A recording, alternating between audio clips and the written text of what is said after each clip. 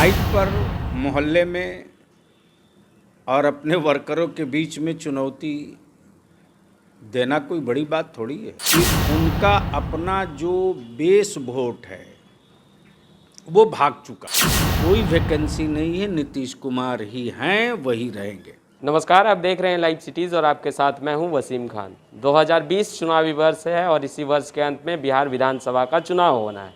पूरा बिहार चुनावी रंग में रंग चुका है और इसी चुनावी रंग में बेरोजगारी का मुद्दा विपक्ष जोरों से उठा रहा है।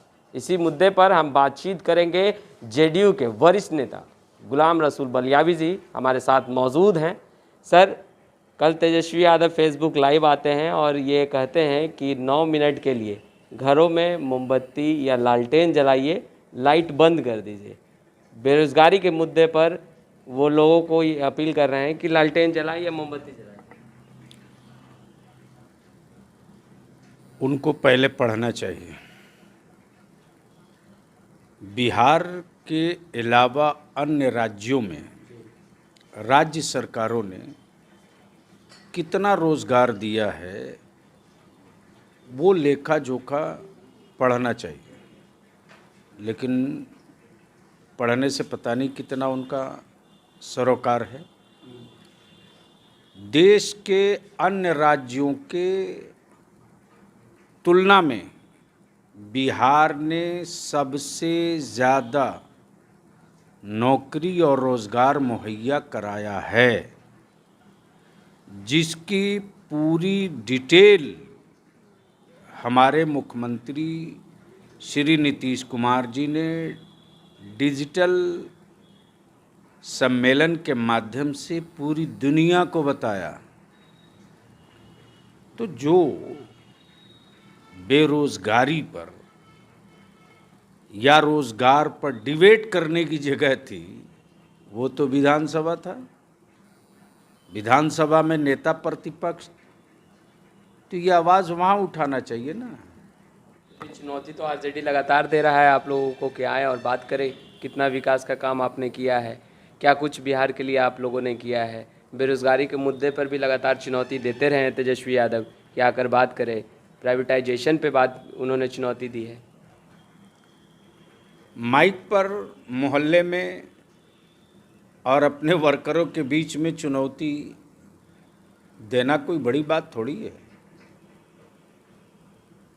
जो कभी अखाड़ा में उतरा ही न हो, उसको क्या दर्द का एहसास होगा। इसलिए सिवाय चुनौती देने के और तो कुछ आता नहीं। वरना नेता प्रतिपक्ष थे, मजबूत एक संख्या बल थी, हर विभाग पर जमकर डिबेट किए होते तो उस समय तो वो चुनौती दे नहीं रहे थे। चुनौती तो सदन में देने का था ना। अब रहा चुनाव आ गया है, तो सच्चाई की बात ये है कि उनका अपना जो बेस वोट है वो भाग चुका है, वो बुरी तरह से भाग चुका है। और अगर भागा नहीं है तो मैं चुनौती दे रहा हूं कि 5 यादव समाज के भाई सांसद हुए, आरजेडी से नहीं हुए, जेडीयू और बीजेपी से हुए। यानी आप कह रहे हैं कि यादव समाज जो है वो तेजस्वी यादव का साथ छोड़ चुका है। अगर छोड़ा नहीं होता तो उनके सांसद जीते नहीं होते। वो जो उनके पास वोट बच गया था या उनके प्रत्याशियों को जो वोट मिला था वो सिर्फ और सिर्फ मुसलमानों को मिला था। और मुसलमानों ने इस बात को अब ढंग से महसूस कर लिया है कि सेकुलरिज्म के नाम पर हमारा वोट ये ले लिए और इनका वोट चला गया एनडीए के साथ, तो हम इनके साथ क्यों रहें।